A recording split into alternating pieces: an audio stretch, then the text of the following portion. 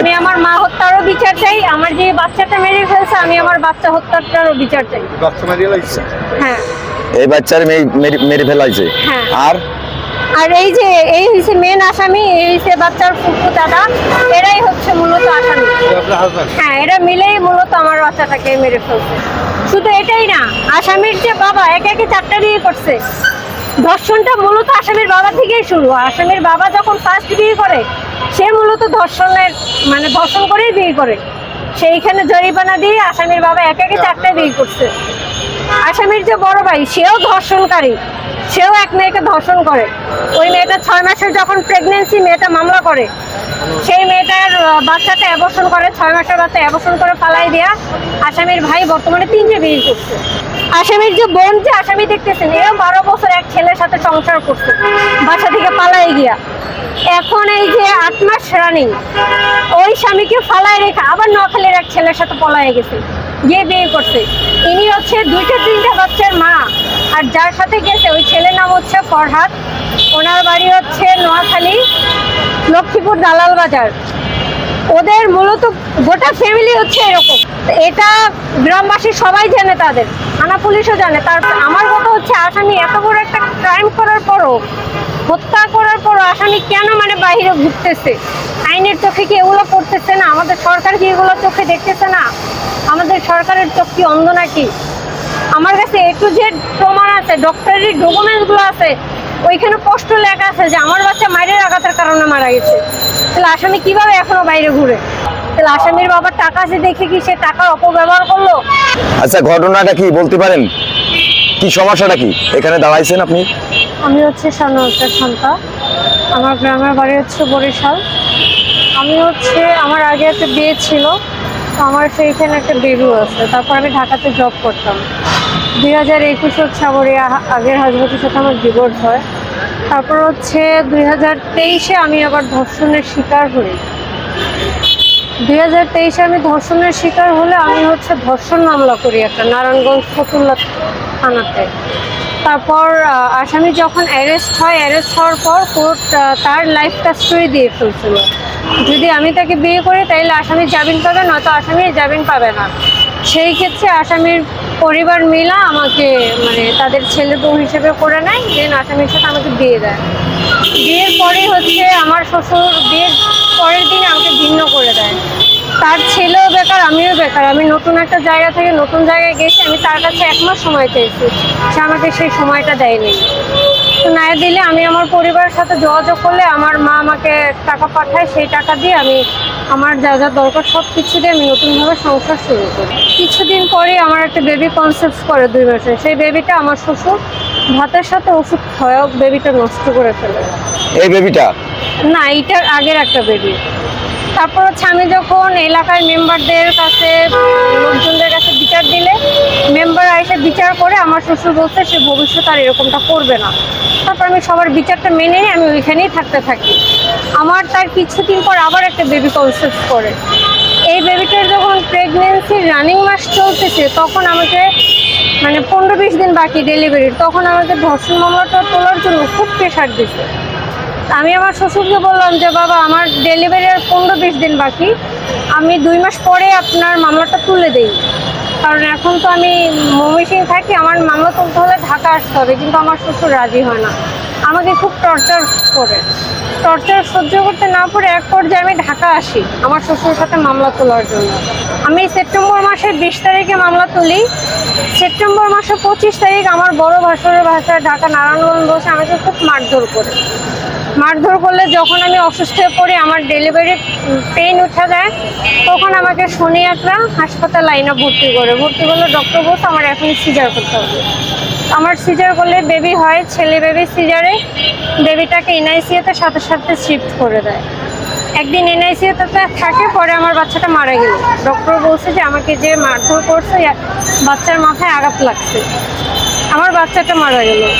এমন তো অবস্থায় আমার হাজব্যান্ড আমাকে ঢাকা ভাড়া রেখেছে, আবার ময়মনসিংহে চলে যায়। এই খবর পেয়ে আমি অসুস্থ হয়ে গিয়ে আমি আবার ময়মনসিংহে চলে যাই। গেলে আমার ফুফাতো ননাস, আমার ফুফু শাশুড়ি সবাই আমাকে মারধর করে। আমি সিজারিয়ান রোগী জানা সত্ত্বেও তারা আমাকে খুব মারধর করে।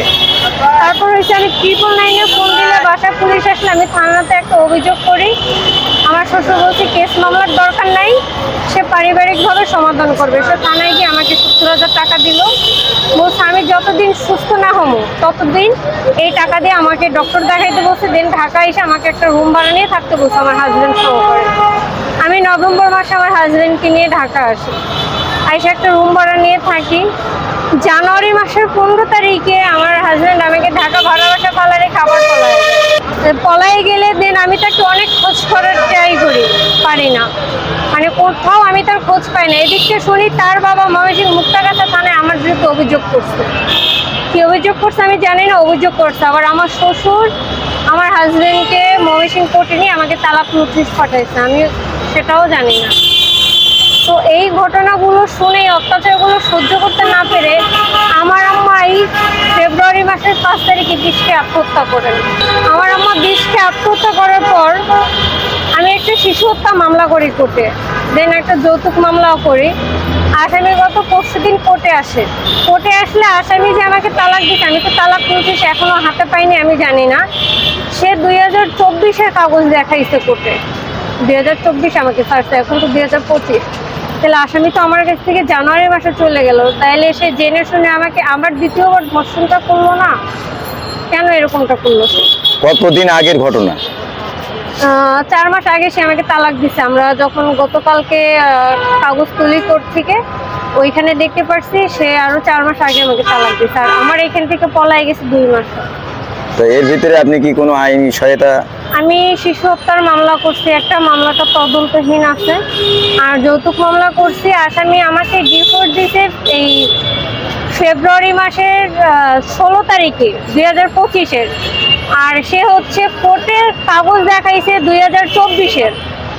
এই 2 নম্বর কাগজটা দেখে আসামি জামিনে বের হয়ে যায়, যেটা আমরা বুঝতে পারি না, আমরা কালকে জানতে পারছি ঘটনাটা। শুধু এটাই না, আসামি একাধিক মেয়ের সাথে ভিডিও কলে কথা বলে সেগুলো স্ক্রিন রেকর্ড করে মেয়েদেরকে ব্ল্যাকমেল করে মেয়েদেরকে টাকা খায়, এটাই হচ্ছে ওর কাজ। আর আমি যখন পড়াশোনা করছি, আমার কিছু ফ্রেন্ডদের সাথে আমার ছবি আছে, আমি আপনারা চাইলে দেখাতে পারি, আমার কাছে আছে। সেই ছবিগুলো ইমুতে, দেন হোয়াটসঅ্যাপে, ফেসবুকে সবার কাছে দিয়ে, ফেসবুকে ছাড়ছে এই মেয়ে দেহ ব্যবসা করে, ইয়াবা ব্যবসায়ীদের সাথে জড়িত, আমি নাকি কাবিনের টাকা নিয়ে ব্যবসা করি, এগুলো করে আমাকে ব্ল্যাকমেল করতেছে। আমার কথা হচ্ছে আসামি এত বড় একটা ক্রাইম করার পরও, হত্যা করার পরও আসামি কেন মানে বাইরে ঘুরতেছে? আইনের চোখে কি এগুলো করতেছে না? আমাদের সরকার কি এগুলো চোখে দেখতেছে না? আমাদের সরকারের চোখ কি অন্ধ নাকি? আমার কাছে A to Z প্রমাণ আছে, ডক্টরি ডকুমেন্টসগুলো আছে, ওইখানে স্পষ্ট লেখা আছে যে আমার বাচ্চা মায়ের আঘাতের কারণে মারা গেছে। তাহলে আসামি কিভাবে এখনো বাইরে ঘুরে? আসামি গত পরশুদিন যখন কোর্টে আসছে, যখন তার যৌতুক মামলা জামিন হয়, আসামি আমাকে থ্রেট করে দেয় জামিনের পর 1 কোটি টাকা হলেও সে আমাকে কিনে ছাড়বে, সে কোর্টে বুঝে ছাড়বে। তো তার বাবার টাকা আছে, আমার বাবার টাকা নেই দেখে কি আমি আমার বিচারটা পাবো না? কেন? আইন তো টাকা দিয়ে বিচার করে না, আইন তো বিচার করে সত্য মিথ্যা। আইন কি এখন চোখে টাকা দিয়ে বসে আছে? আমার আপনাদের সবার কাছে দাবি, সরকারের কাছে দাবি, যৌতুকের মামলাটা কি চলমান আছে? আমার ন্যায্য বিচারটা আমি যেন পাই। আচ্ছা, যৌতুকের মামলাটা কি চলমান আছে? হ্যাঁ, যৌতুকের মামলাটা চলমান। গত পরশুদিন ধার্য তারিখ ছিল 23 তারিখে, আসামি 23 তারিখ কোর্টে হাজির হয়। হাজির হয়ে সে 2024 আমাকে তালাক দিচ্ছে, সেই কাগজটা দেখাইছে, কিন্তু সে তো আমাকে তালাক দিচ্ছে 2025-এ, সেই কাগজটা সে কোর্টে দেখায় নেই। মানে সে কোর্টে জজ সাহেবের সাথেও সে একটা জালিয়াতি করছে 2 নম্বরে। এখানে দেনমোহরের বিষয় কি বলছে? দেনমোহরের বিষয়ে যখন সে আমাকে বিয়ে করে কোর্টের রায়ে, তখন বলছে সে আমাকে 10 লাখ টাকা কাবিনে বিয়ে করবে, এই শর্তে সে জজের কাছে লিখিত দিয়ে জামিন আসে। ময়মনসিংহে তার বাড়িতে যখন আমাকে বিয়ে করে, সে 1 লাখ টাকা কাবিনে বিয়ে করে, যেটা আমি জানি না। তারপর যখন আমি কাবিন নামাটা তুলে নিয়ে এসে দেখি এইখানেও সে জালিয়াতি করছে। আসামি জেলে ছিল জুলাই মাসের 12 তারিখে, আসামি জুলাই মাসের 13 তারিখে আসামি বের হয়েছে জামিনে। জুলাই মাসের 14 তারিখে আসামি আমাকে বিয়ে করে তার নিজ বাড়িতে, অথচ আসামি কাবিন নামায় দিছে জুলাই মাসের 8 তারিখ। তাহলে আসামির বাবার টাকা আছে দেখে কি সে টাকার অপব্যবহার করলো? ওই ধর্ষণ মামলাটা কি চলমান আছে? না, ওই মামলাটা উঠে গেছে। এই আমি আমার মা হত্যারও বিচার চাই, আমার যে বাচ্চাটা মেরে ফেলছে আমি আমার বাচ্চা হত্যাটারও বিচার চাই। বাচ্চা মারিয়ে লাগছে? হ্যাঁ। এই বাচ্চার মেরে ফেলাইছে। হ্যাঁ। আর এই যে এই হইছে মেন আসামি, এই হইছে বাচ্চার ফুফু দাদা, এরাই হচ্ছে মূলত আসামি। আপনার হাজবেন্ড? হ্যাঁ, এরা মিলেই মূলত আমার বাচ্চাটাকে মেরে ফেলছে। ওনার ঠিকানা আপনার ঠিকানা? আমার ঠিকানা হচ্ছে বরিশাল, আমার গ্রামের বাড়ি বরিশাল, থানা উজিরপুর, জেলা বরিশাল। আর আসামির বাড়ি হচ্ছে মহামিত্তর আলোচিপুর। নাম? সজীব, মোহাম্মদ সজীব। বাবার নাম? তার বাবার নাম মোহাম্মদ ওমর ফারুক। শুধু এটাই না, আসামির যে বাবা একে একে 4টা বিয়ে করছে। ধর্ষণটা মূলত আসামির বাবা থেকেই শুরু। আসামির বাবা যখন ফার্স্ট বিয়ে করে সে মূলত ধর্ষণ করেই বিয়ে করে। সেইখানে জরিমানা দিয়ে আসামির বাবা একে একে 4টা বিয়ে করছে। আসামির যে বড় ভাই সেও ধর্ষণকারী, সেও এক মেয়েকে ধর্ষণ করে। ওই মেয়েটা 6 মাসের যখন প্রেগনেন্সি, মেয়েটা মামলা করে, সেই মেয়েটার বাচ্চাটা অ্যাবর্শন করে, 6 মাসের বাচ্চা অ্যাবর্শন করে ফালাই দেয়া আসামির ভাই বর্তমানে 3টে বিয়ে করছে। আসামির যে বোন যে আসামি দেখতেছেন, এও 12 বছর এক ছেলের সাথে সংসার করছে, বাসা থেকে পালাই গিয়া। এখন এই যে 8 মাস রানিং, ওই স্বামীকে ফালাই রেখে আবার নোয়াখালীর এক ছেলের সাথে পলায় গেছে, গিয়ে বিয়ে করছে। ইনি হচ্ছে 2-3টা বাচ্চার মা। আর যার সাথে গেছে ওই ছেলের নাম হচ্ছে ফরহাদ, ওনার বাড়ি হচ্ছে নোয়াখালী লক্ষ্মীপুর দালাল বাজার।